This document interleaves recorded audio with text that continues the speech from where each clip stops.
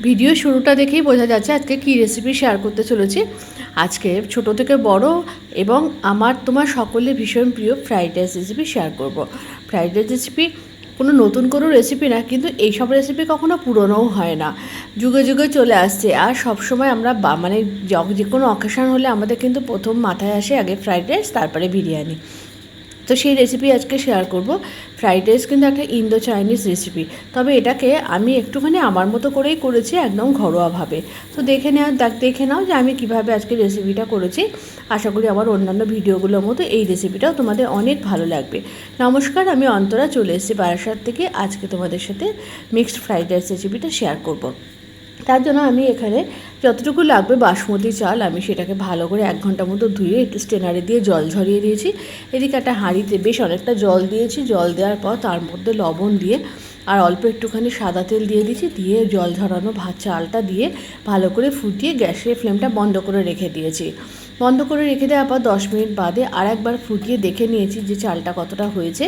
যখন দেখলাম যে না, মোটামুটি হয়ে গেছে ভাতটা 90% মতো, তখন আমি গ্যাসের ফ্লেমটা বন্ধ করে ভাতের হাঁড়িটা ফ্যানটা উপর দিয়ে এটাকে জল ঝরিয়ে রেখেছি। এরপরে একে একে সমস্ত সবজিগুলো ভেজে নেব। সবজি কাটা দেখায়নি, এটা নতুন কিছু না, সবাই পারো তোমরা, আমার থেকে অনেক বেশি ভালো কাটতে। তো তারপরে আমি কড়ার মধ্যে বেশ কিছুটা সাদা তেল দিয়ে প্রথমে বেশ কয়েকটা ডিম ফেটিয়ে নিয়ে সেটাকে দিয়ে ভেজে নিয়েছি। ডিমগুলো কিন্তু খুব ঝুড়ি করে ভাজবো না, যেন একটু বড় বড় থাকে, খাওয়ার সময় মুখে পড়লে পাতে পড়লে বেশ ভালো লাগে, সেরকমভাবে ভেজে নেব। আবারও তেল দিয়েছি, তেল দিয়ে একে একে গাজর, বিনস সব কিছু ভেজে নেব। আর সবজি ভাজার সময় আমি কোনো রকম লবণ ব্যবহার করব না, তাহলে সবজিগুলো নরম হয়ে যাবে। সবজিগুলো এমনভাবে যেন ভাজবো যেন সবজিগুলো বেশ ক্রাঞ্চি থাকে, সগি যেন না হয়ে যায়। তারপরে আমি একে একে গাজরটা একটু ভাজার পর 1-1.5 মিনিট বাদে আমি বিনসটা দিয়ে দিয়েছি।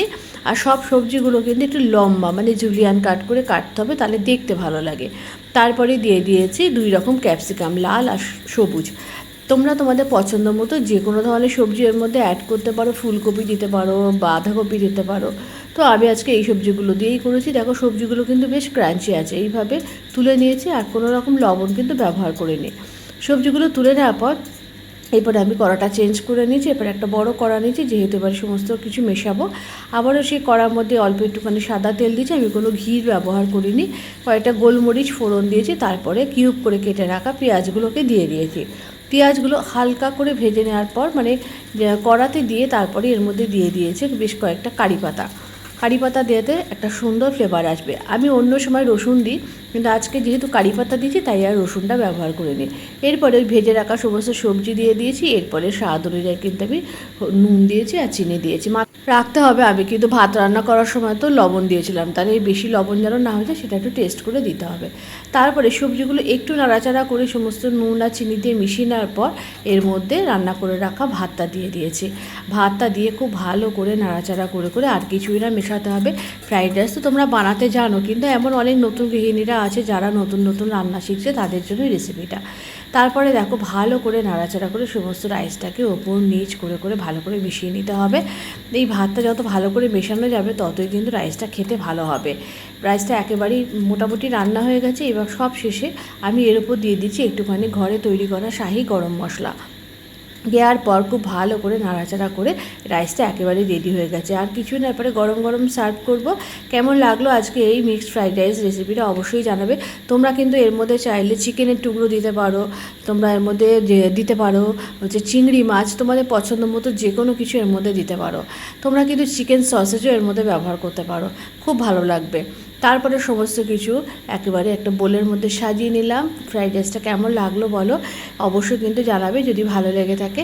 এরকম নিত্য নতুন রান্নার আপডেট পেতে অবশ্যই অন্তরা পেজের সাথে যুক্ত থেকো। আমি কিন্তু আজ ফ্রাইড রাইসটা সার্ভ করেছি দই ছাড়া, মানে জল ছাড়া দই চিকেন দিয়ে। খুব সুন্দর রেসিপিটা হয়েছিল। তোমরা অবশ্যই কিন্তু এরকম একটা কম্বো ট্রাই করতেই পারো ছুটির দিনে, বা গেস্ট আসলে এরকম রেসিপি তোমরা ট্রাই করো। আর যদি ভালো লেগে থাকে একটা ছোট্ট কমেন্টের মাধ্যমে জানিয়ে দিও কেমন লাগলো। আর আমি এই যে চিকেনটা দিয়ে সার্ভ করেছি, আর সাথে অল্প একটু স্যালাড ছিল। আর তোমাদের মনে আছে তো আমার ইউটিউব চ্যানেলের নাম বেস্ট টেস্ট উইথ অন্তরা। যদি তোমরা মনে করো আমাকে যোগ্য, তাহলে অবশ্যই চ্যানেলটিকে সাবস্ক্রাইব করে আমার পাশে থেকো। আর এরকম নিত্য নতুন রান্নার আপডেট পেতে অবশ্যই অন্তরার পেজটিকে ফলো করে রেখো। আমার ইউটিউবে একটা শর্ট চ্যানেলও আছে, তার নাম অন্তরার আড্ডাঘর। আজকের রেসিপিটা তাহলে এই পর্যন্ত, আবার দেখা হবে পরবর্তী ভিডিওতে আরেকটা নতুন কোনো রেসিপির সাথে।